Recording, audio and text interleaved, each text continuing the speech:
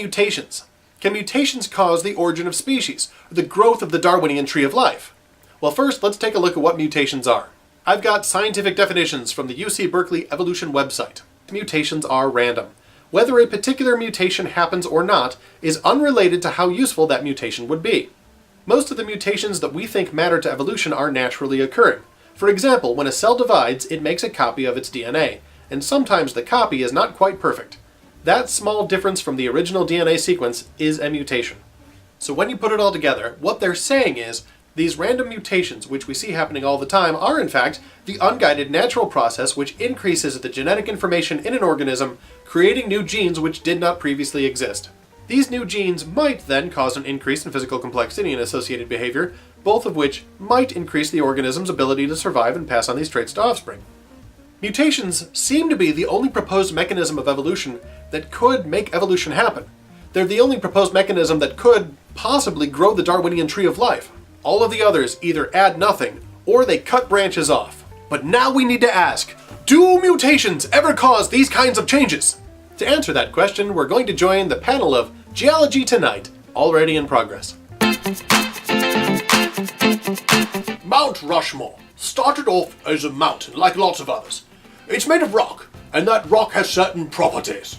One of those properties is that it is not invincible, and thus parts of it can be cut, clipped, worn, or blasted off. Left to itself, with no human intervention, the effects of the weather would have eroded the side of the mountain so that it changed shape. Would we agree? Well, yes, of course. And what kind of erosion was it that resulted in the side of the mountain becoming a very good likeness for not one, but four of our past American leaders?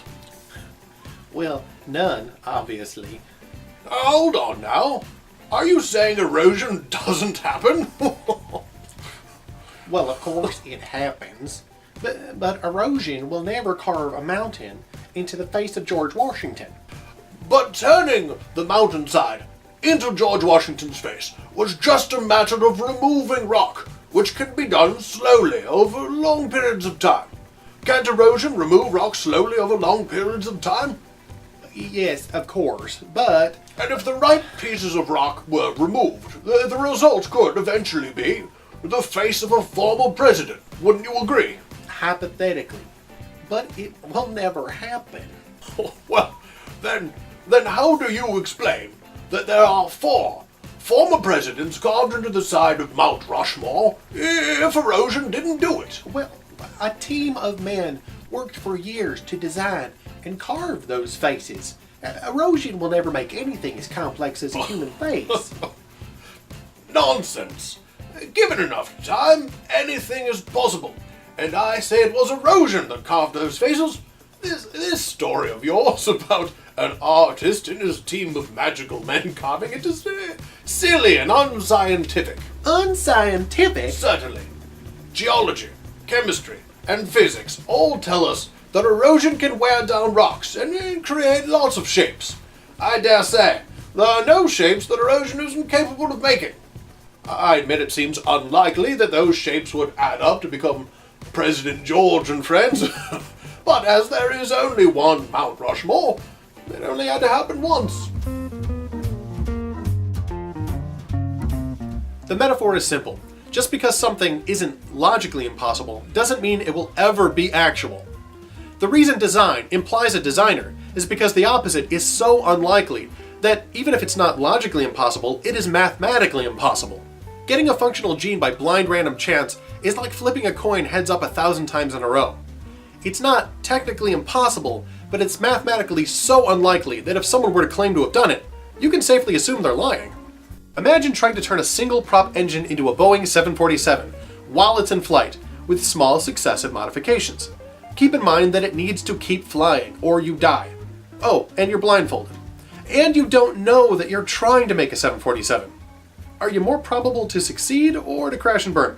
Are you starting to see what creationists mean when we say that life is too complex to have arisen by chance? Because if not, I can keep cranking out metaphors.